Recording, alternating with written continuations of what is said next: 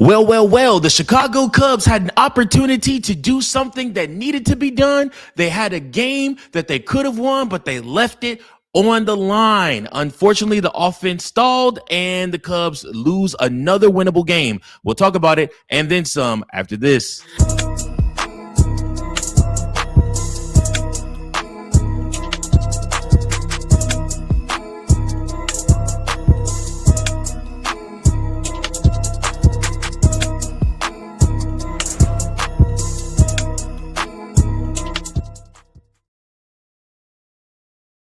Welcome in, everybody, to another episode of Chicago Cubs Central, your number one spot for all things Chicago Cubs. And hey, listen, I might not be in the same space I'm always in, but I will not ever not give you guys that great Chicago Cubs content that I normally try to bring to you. So, without that being said, without any further ado, I do want to talk to you guys today about the Chicago Cubs loss 2-0 to the Pittsburgh Pirates. But before we do that, make sure that you guys like, share, and subscribe so that you never miss an episode of Chicago Cubs Central. Guys, we are constantly always bringing you content all the time.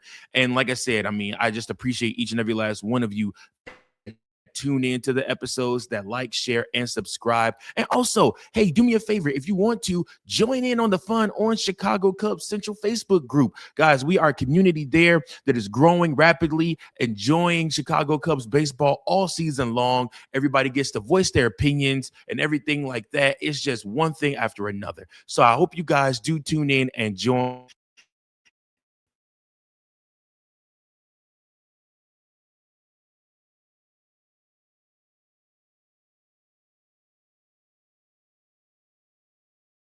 Cubs. Oh, I don't know what happened there. But anyways, listen, I appreciate you guys so much. We got something to talk about, though, guys, because the bats went silent like a band that forgot how to play mid-song. Gloves were still dancing. The crowd was still waiting, but no music ever came. And in Chicago today, the Cubs didn't just lose a game. They got shut out by the sound of their own silence. Unfortunately, the bats just did not come to play today for the Chicago Cubs.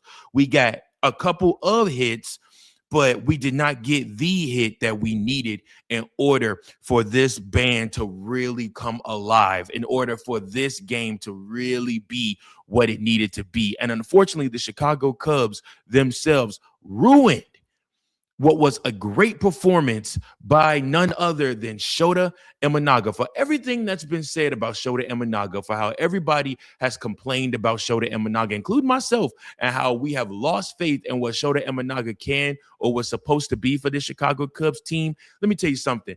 He needed this game more than anybody. The way he came out and pitched, the way he looked dominant for majority of the game, the way he had the Pirates pitchers dancing left and right, trying to figure out exactly who they were, what they were, and why they were.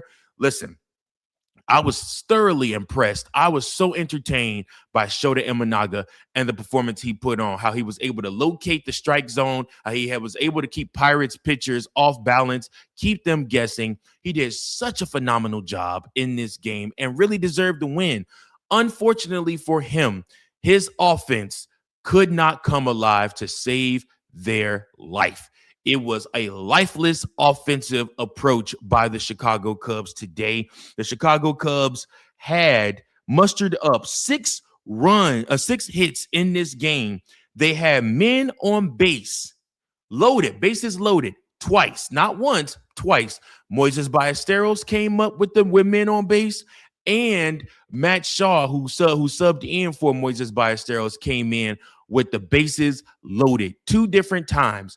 Had they just knocked in 2 each of those times, the Chicago Cubs would have won this game handily. They had everything else that they needed. Unfortunately, they did not. The loss goes to Caleb Thielbar, who gives up the 2-run jack to Brian Reynolds, who homered after he gave up the single to O'Hearn. And again, guys, this is just the problem with the Chicago Cubs this season and what we're seeing early on with the construction of this team. We don't know who we can trust out of the bullpen. And that's something that is going to have to be fixed if the Chicago Cubs are going to have any chance at being relevant come October. Let's just be honest with ourselves here, guys. The bullpen is a huge problem for the Chicago Cubs. We thought with the losses of Matthew Boyd and with the losses of Cade Horton for the season that it was going to be a thing where the starting pitching was going to be terrible. And there still may come a day where they aren't the best. But as of to start this season, with the 12 games we've watched so far, it's been nothing but the bullpen and the lack of offense. The lack of being able to push runs across the plate. Guys striking out, guys popping out, and just not being able to do the small things, the situational hitting that will allow the Chicago Cubs to score runs. Without having power hitters, without having a Kyle Tucker, without having a Cody Bellinger, without having those type of heavy hitters in the game, you are going to have to manufacture runs. This is just what life is for the Chicago Cubs. You're going to have to learn how to manufacture runs. And if you're going to do that, you're going to have to lean on guys being able to manufacture those runs, whether that be through base hits, whether that be through bunting, whatever it looks like. You're going to have to play in a certain way where you can push runs across the plate. It's going to be costly, though. It's going to have to take chances, but the Chicago Cubs are going to have to do this in order to be successful. Otherwise, we're going to find ourselves losing a lot of close games like this.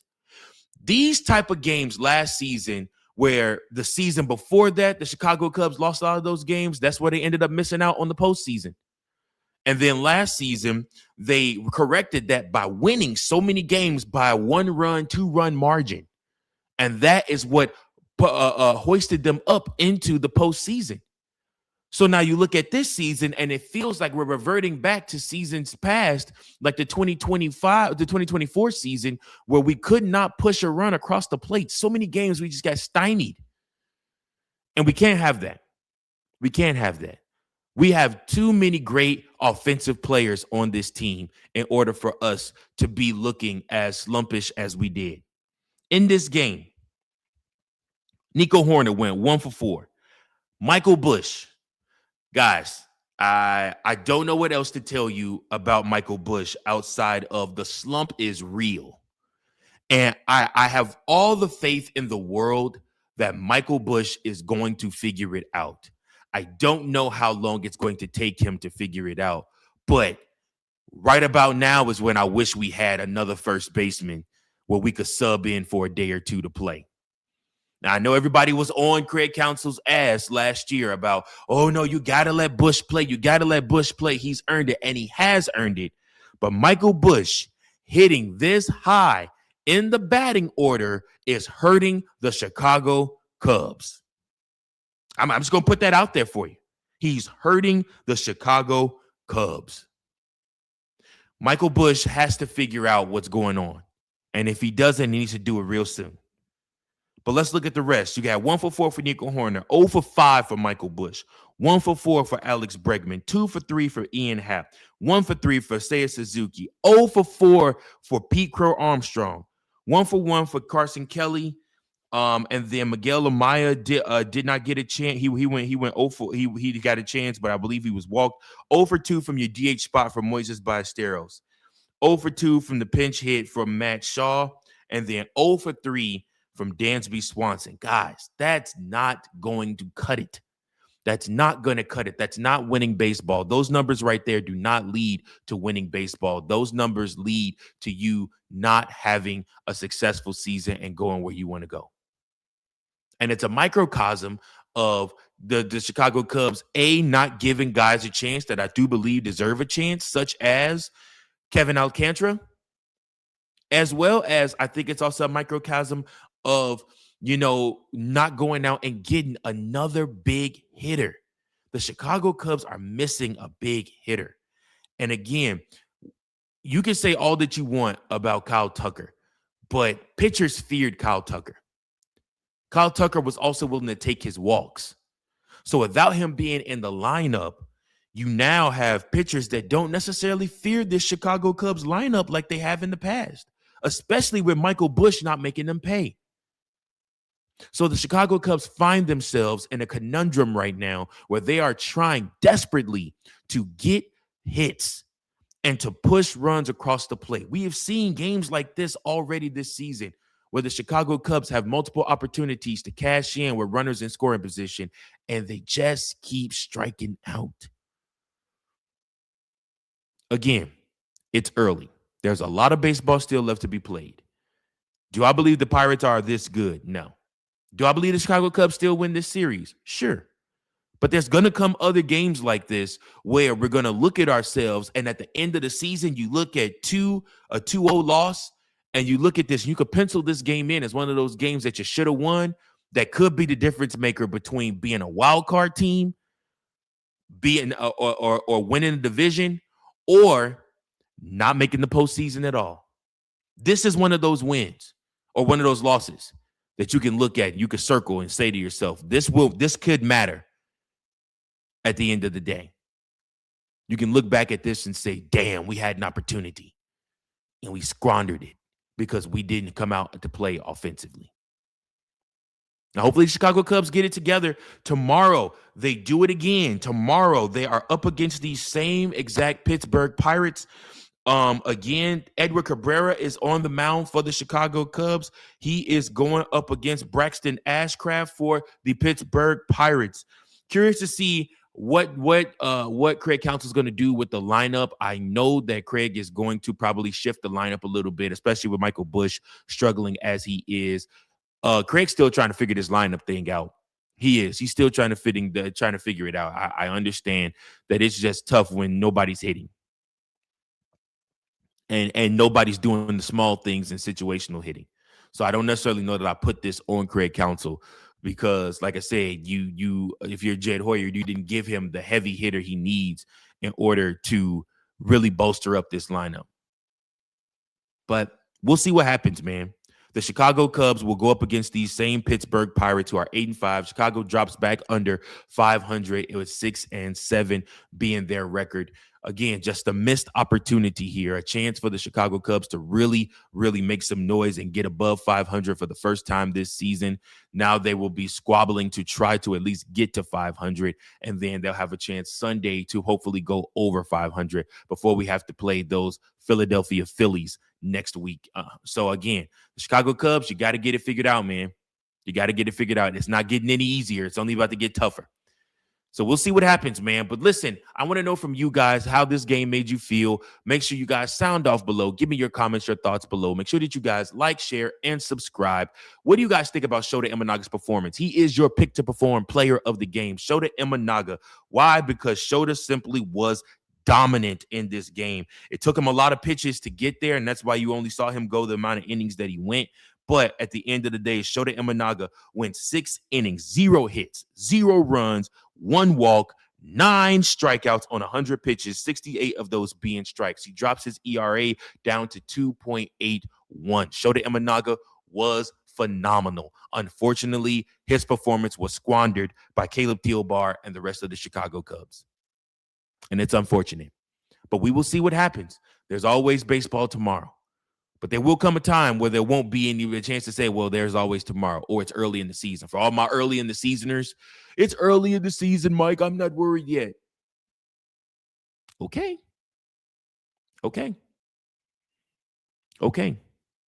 There's going to come a time where it's the middle of the season. It's going to come a time where it's after All-Star break. It's going to come a time where you're going to have a month left. It's going to come a time where you got 2 weeks left. What would be your excuse then if the Chicago Cubs don't correct these things? Just saying. I'm here to point out the obvious to you. I promised you guys on this channel, you will always get the real, and you will always get the real. I appreciate you guys so much. I'll be back tomorrow with another episode for you. Until then, go Cubs, go. Peace. Thank you for watching another episode of Chicago Cubs Central, the #1 spot for all Chicago Cubs content. Remember to like, share, subscribe for more Cubs content.